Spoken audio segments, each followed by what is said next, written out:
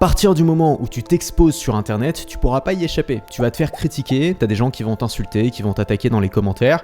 C'est normal, ça fait partie du jeu, mais certaines critiques sont un peu plus difficiles à gérer. Ce que je voudrais faire dans cette vidéo, c'est te donner 5 techniques pour retourner ces critiques et pour littéralement mater la personne qui les a formulées en les tournant à ton avantage. D'abord, il faut différencier deux types de critiques. Il y a les critiques inoffensives et les critiques dangereuses. Les critiques inoffensives, c'est 95% des critiques que tu reçois sur internet. C'est typiquement un commentaire un peu haineux sous une pub Facebook ou un commentaire random d'un mec qui te connaît pas sous ton dernier TikTok.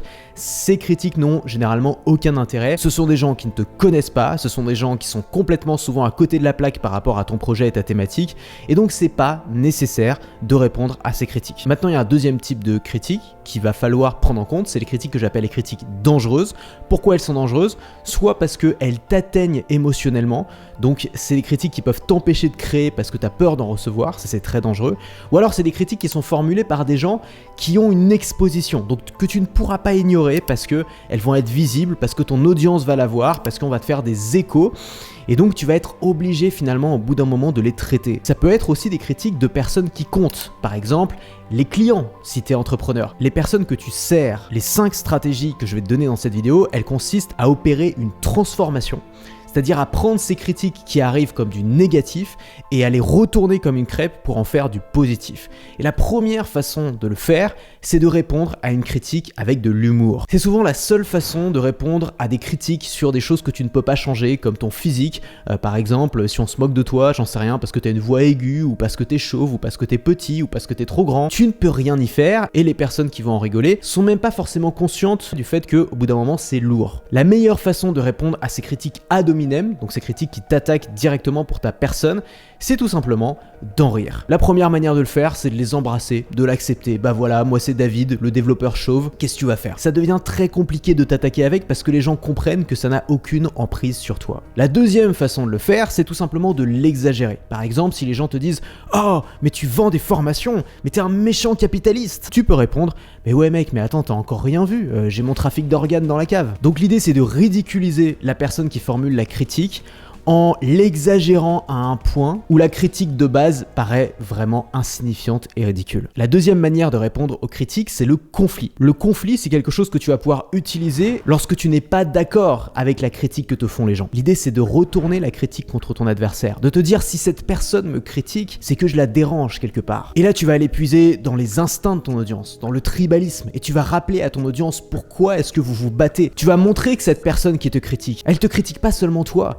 mais elle critique aussi tous les gens qui t'accompagnent et qui te suivent. Elle ne nous respecte pas, elle ne nous croit pas, elle ne nous aime pas. Et c'est pour ça qu'on se bat. Par exemple, moi ça m'arrive de faire face à des gens qui me traitent de menteur et qui me disent non mais il raconte n'importe quoi, on peut pas gagner sa vie sur internet comme ça. Quel menteur celui-là. Et ben c'est quelque chose que je vais pouvoir réutiliser en montrant à mon audience, regardez, les gens sont tellement lobotomisés par l'école et par le salariat qu'ils ne pensent même pas que c'est possible.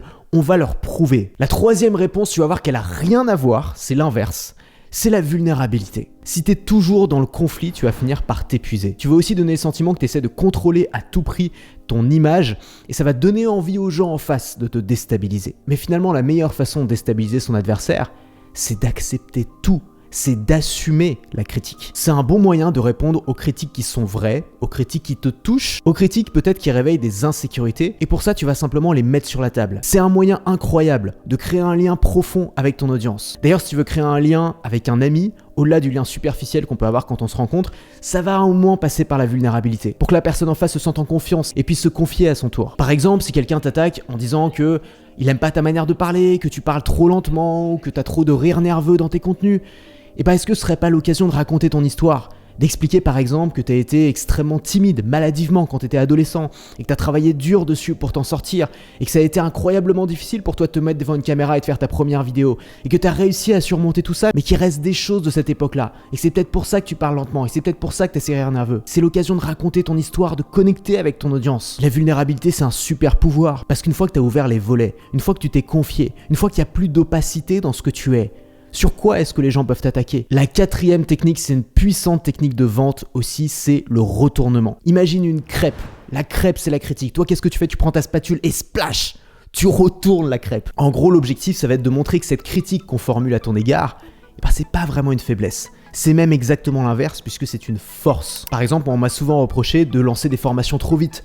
Je découvre quelque chose, j'explore le truc et hop, je lance une formation le mois suivant. Et ben ma réponse à ça, c'est que c'est ma force de pouvoir créer des produits rapidement, de pouvoir découvrir des méthodes et ensuite les mettre dans un cours et pouvoir faire profiter ce cours le plus vite possible à mon audience pour qu'elle prenne de l'avance par rapport aux autres. Et j'encourage même mes élèves à faire la même chose, à être capable de créer vite, à être capable de voir les tendances et à être capable de les suivre. Si on t'accuse par exemple de vendre des formations trop chères, bah tu peux dire que justement, tu les vends cher parce que tu as envie que les gens agissent, parce que tu as envie que les gens soient impliqués dedans. Il y a quelques années, j'étais abonné à un service de livraison de nourriture sur internet et un jour, j'ai reçu ça dans ma boîte aux lettres. C'est un prospectus dans lequel l'entreprise va montrer des mauvais commentaires clients et va expliquer derrière en quoi ce sont des forces. Par exemple, quelqu'un se plaint que la livraison est trop lente et eux répondent que c'est parce qu'ils cuisinent les plats avant de les envoyer, que ça prend plus de temps mais que c'est meilleur. Une autre personne se plaint que l'avocado toast il est un peu cher et l'entreprise répond que c'est le prix de la qualité et c'est le prix à payer pour avoir du bio. Bref, il faut comprendre qu'une critique n'en est pas toujours une et parfois c'est une perche qu'on te tend pour te différencier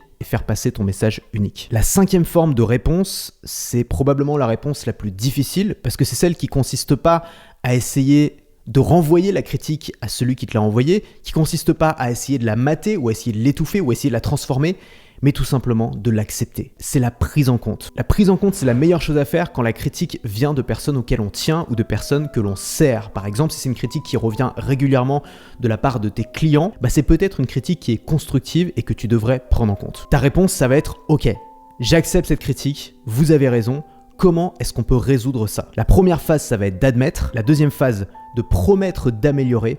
Et la troisième phase, de se fixer un plan d'action clair, précis et public. Le but, ça va être de retrouver la confiance que tu as perdue avec ton audience. C'est par exemple ce qu'a fait Domino's Pizza il y a quelques années quand énormément de clients se plaignaient que les pizzas étaient dégueulasses, faites trop rapidement, avaient un goût de carton et ils ont fait une campagne promotionnelle en disant « C'est vrai, nos pizzas sont dégueulasses, elles ont un goût de carton, on l'assume et on va tout faire pour changer ça. » Et comme on l'a assumé devant tout le monde, on va pas avoir le choix que de se dépasser et de faire mieux que tous les concurrents pendant les prochains mois. Aussi surprenant que ça puisse paraître, ça a été une campagne marketing qui a eu du succès et qui a fait remonter les ventes de Domino's parce qu'ils ont retrouvé le capital confiance qu'ils avaient perdu auprès de leurs clients. C'est pas quelque chose à faire tous les jours, mais c'est quelque chose qui peut être extrêmement puissant et qu'il faut avoir l'humilité de faire quand on sent que la critique est réelle et qu'on peut travailler dessus. Si tu veux apprendre à créer et à vendre tes propres produits virtuels et à générer des milliers d'euros avec, c'est mon métier depuis 10 ans et j'ai créé une mini formation de moins d'1 heure dans laquelle je t'explique les bases pour que tu puisses te lancer à ton tour. Tu vas notamment découvrir la liste des produits que tu peux vendre de n'importe où sans avoir à te déplacer, comment construire une audience de gens qui sont intéressés par tes produits, même si tu pars de zéro, mes meilleures techniques de capture d'email, dont l'email PH qui m'a rapporté plus de 20 000 inscrits, ou encore ma méthode de lancement OPL qui m'a rapporté jusqu'à 80 000 euros pour un produit créé en une semaine. Dis-moi en commentaire ce que tu fais quand tu reçois des critiques, pense à t'abonner pour d'autres vidéos, et moi je te dis à la prochaine.